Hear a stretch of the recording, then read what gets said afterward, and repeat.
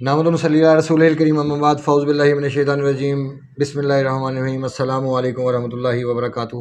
میں ہوں حکیم آصف علی راؤ۔ آج کا جو موضوع ہم ترتیب دینے چکے، یہ تسلسل میں پھر بتانا چاہوں گا کہ ہمارا تسلسل لوگوں کی آگاہی ہے، لوگوں کو بار بار نوک کرنا ہے، لوگوں کو سمجھانا ہے کہ وہ علامات میں الجھنے کی بجائے جو ریئل پکچر ہے اس کے اوپر آئیں اور اپنی نتائج لیں، اپنی زندگی کو بہتر کریں، تاکہ یہ جو ایلوپیتھک کا ایک ان کا یہ ایکا ہے، یہ توڑا جا سکے، کیونکہ ایلوپیتھک سوائے ایک فرسٹ ایڈ کے علاوہ اور کچھ نہیں۔ ایلوپیتھک انسانوں کی بنائی ہوئی چیز ہے، اور ایلوپیتھک انسانوں کی جو بنائی ہوئی چیز ہے وہ اس ایک حد تک اثر کرے گی جتنا انسان کو اللہ پاک نے دماغ دیا، جتنا اس کو استعمال میں لے کے آ سکتا ہے۔ اب آپ سوچئے، اگر انسان کو اتنا دماغ دے دیا جاتا کہ وہ اتنے بہترین فیصلے کر سکتا، تو دنیا کا حال اس وقت یہ نہ ہوتا۔ ادویات کے معاملے میں سن لیجئے کہ اس کے معمولی سے معمولی چیز کا نقصان آپ اس کا تصور نہیں کر سکتے۔ کبھی آپ پیناڈول کا ایک ڈبیا خریدیے، اس میں اس کے اندر جو دیا ہوا ہے ان کا پورا لٹریچر، اس کے اوپر اسٹڈی کیجئے کہ وہ کیا کیا نقصانات کرنے کی صلاحیت رکھتی ہے چیز، چاہے وہ پیناڈول ہی کیوں نہ ہو، چاہے پیراسیٹامول کیوں نہ ہو، چھوٹی سے چھوٹی چیز کو آپ پکڑ لیجئے۔ باقی اینٹی بایوٹک اور اسٹیرائڈ اور دوسرے معاملات، یہ تو بہت بڑی باتیں ہیں، یہ تو بہت ہے، لیکن فرسٹ ایڈ کے طور پہ چونکہ اس کا استعمال ہاں کسی حد تک یہ انسان کو فائدہ پہنچا سکتا ہے، لیکن جو اصل قانون ہے وہ تو قانون فطرت ہے۔ وہ تو اللہ پاک نے جب انسان کو پیدا کیا اس سے پہلے ہی سب کچھ رکھ دیا۔ جب میں طب میں آیا، چونکہ 4 سال ایلوپیتھک کلینک کرنے کا موقع ملا، اس میں بڑی ساری چیزوں کو اسٹڈی کرنے کا موقع ملا، بہت ساری چیزوں پہ کام کرنے کا موقع ملا، لیکن میں نے ایک چیز کو دیکھا کہ وہ ایک علامات کو کنٹرول کرنے والی چیز ہے۔ جیسے بخار ہے، اس کو اتار دو، اب بخار کیوں بنا؟ اب اس کے لیے آپ اینٹی بیکٹیریل کوئی آپ چیزیں کہہ لیں، آپ اس کو جراثیم کہہ لیں، اس میں آپ کوئی ایسی چیزیں کہہ لیں کہ جیسے کوئی جراثیم ہے، جراثومے ہو گئے، جیسے کہ کبھی کسی انسان کو ٹی بی ہو جاتی ہے تو ٹی بی کی وجہ سے بخار ہو جاتا ہے، تو کہا جاتا ہے کہ فلاں جراثیم نے حملہ کر دیا، مطلب نام رکھ دیے گئے مختلف چیزوں کے، لیکن نہ ان کا سر ہے نہ پاؤں۔ کیوں؟ اگر کسی ٹی بی کے پیشنٹ کو لیا جاتا ہے، کیا ٹی بی کا پیشنٹ نارمل ہو جاتا ہے؟ پوری زندگی بھی وہ نارمل نہیں ہو پاتا۔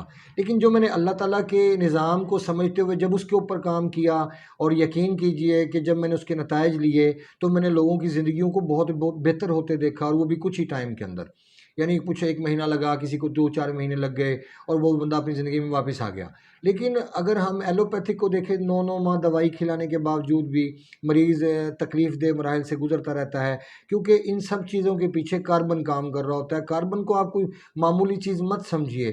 اگر پیٹرول کے اندر کاربن بڑھ جائے یا ڈیزل میں کاربن زیادہ بڑھ جائے تو کسی بھی حالت کے اندر وہ انجن کو نقصان پہنچانے کی صلاحیت رکھتا ہے۔ اسی طرح جب فیٹی لیور ہو، اور فیٹی لیور اور بواسیر، اب جیسے پائلز ہے، اب یہ دونوں چیزیں بھی ایک علامات کے طور پہ سامنے آتی ہیں۔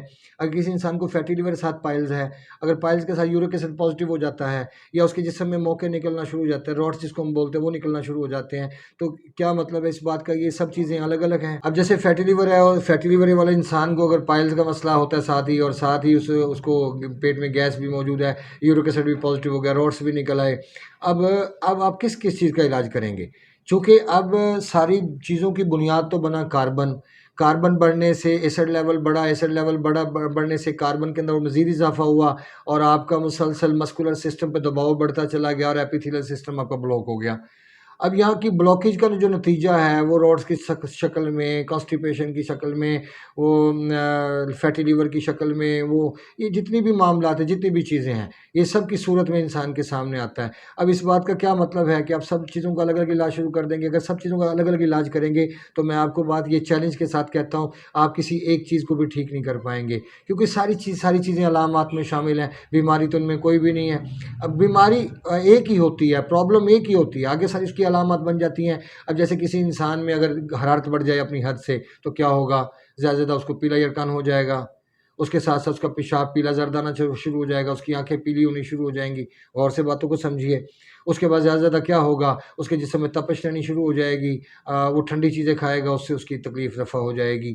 اب زیادہ کسی انسان کے اندر اگر رطوبات بڑھتی ہیں تو رطوبات بڑھنے سے پیشاب زیادہ آنا شروع ہو جائے گا، وائٹ کلر میں آئے گا، اب آپ وائٹ کلر میں آ رہا ہے پیشاب اس کے جناب، اور پخانہ بھی اس کو 2-3 مرتبہ سنگرانی جیسی صورتحال ہے، اور جسم ٹھنڈا محسوس کرتا ہے۔ تو یہاں پہ یہ جتنی بھی کیفیات ہیں ساری کی ساری علامات میں شامل ہیں، پرابلم نہیں ہے۔ جیسے ہی آپ مسکولر سسٹم کو ایکٹیو کریں گے تو آپ کا جو آپ کا نروس سسٹم ہے وہ تحلیل کی حالت میں چلا جائے گا۔ جب تحلیل کی حالت میں جائے گا تو وہاں سکون آ جائے گا۔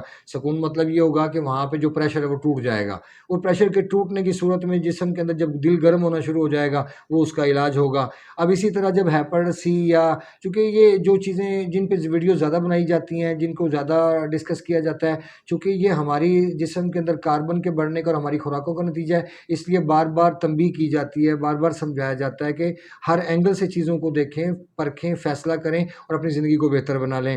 کیونکہ ہماری مارکیٹ میں زیادہ تر پرابلم یہی پیدا ہوتی ہیں، جیسے فیٹی لیور کا میں نے آپ کو بتایا، جیسے پائلز کا بتا دیا، بواسیر کا، جیسے بتا دیا کہ یورک ایسڈ بڑھ گیا، جیسے بتا دیا کانسٹیپیشن ہو گئی، جیسے جیسے پیٹ میں گیسٹرک کے مسائل ہو گئے، سینے میں جلن کے مسائل ہو گئے، زبان کا سفید ہونا ہو گیا۔ یہ ساری علامات ایسے کسی میں کچھ کم، کسی میں کچھ زیادہ، کسی میں 2، کسی میں 4، کسی میں 5، کسی میں ساری موجود ہیں۔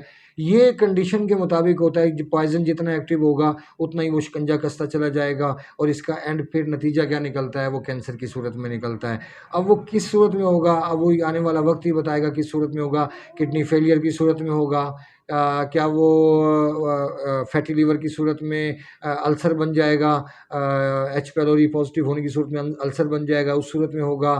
کیا لیور کی شریان کے اوپر یا جگر کے اوپر ٹیومر بن جائے گا، اس صورت میں ہوگا۔ کیا وہ آنتوں کا کینسر بن جائے گا، اس صورت میں ہوگا۔ کیا چاہے وہ لنگ کا کینسر بن جائے گا، اس صورت میں ہوگا، چاہے وہ چیسٹ کا کینسر بن جائے گا، اس صورت میں ہوگا۔ یہ فیصلہ مریض کی کنڈیشن کے مطابق ہی ہوتا ہے کہ جس حد تک پوائزن بڑھتا چلا جائے گا اسی حد تک شکنجہ اس میں کسا جائے گا، اور وہ انسان آہستہ آہستہ موت کے قریب ہوتا جائے گا۔ یاد رکھیے کہ پرہیز کچھ وقت کے لیے ہوتا ہے، کھانا پینا روکنا کچھ وقت کے لیے ہوتا ہے، ساری زندگی کے لیے نہیں ہوتا۔ جب انسان سیفٹی زون میں داخل ہوتا ہے تو وہ چیزیں پھر دوبارہ زندگی کا حصہ بنائی جا سکتی ہیں، لیکن وہ بھی ایک لمیٹڈ حد تک، نہ کہ ان لمیٹڈ، کیونکہ کسی بھی چیز کا ان لمیٹڈ استعمال انسان کو موت کی دہلیز تک پہنچا سکتا ہے۔ جیسے ایک گاڑی کی اوور سپیڈ انسان کو زندگی سے موت کی طرف لے جائے گی، اسی طرح کسی بھی ایک چیز کا استعمال مسلسل آرگن پہ بڑھاتے چلے جانا یہ زیادتی ہے انسان کے جسم کے ساتھ، کیونکہ جو چیزیں اللہ نے انسان کو عقل فراہم کی ہے اور وہ خون کو گاڑھا کرنے والی چیزیں مسلسل استعمال کر رہا ہے، جو کہ اس کے آنے والے وقت کے لیے بربادی کا سامان ہے، اور انسانی جسم کے حوالے سے، نفسیات کے حوالے سے وہ ایک بہترین ایک شوہر کا کردار ادا نہیں کر پائے گا، بیٹے کا کردار ادا نہیں کر پائے گا، وہ ایک بھائی کا کردار ادا نہیں کر پائے گا، ایک باپ کا کردار ادا نہیں کر پائے گا۔ کوئی بھی روپ ہے وہ اس کا کمپلیٹ نہیں ہوگا اور وہ ادھورا رہے گا، اور ہمیشہ چونکہ سکون اسی وقت انسان کو حاصل ہوتا ہے جب کاربن لیول انسان کی باڈی میں کم ہو اور آکسیجن لیول بہتر ہو، تو پھر انسان کے لیے بھوکا رہنا یا پیٹ بھرنا دونوں صورتوں میں وہ اللہ کا شکر ادا کرتا ہے، اور یہی سب سے بہترین بات ہے۔ اپنا اور اپنے دوست احباب کا خیال رکھیں، ملتے ہیں انشاءاللہ مزید انفارمیٹیو ویڈیو کے ساتھ۔ وما علینا الا البلاغ المبین۔ السلام علیکم ورحمۃ اللہ وبرکاتہ۔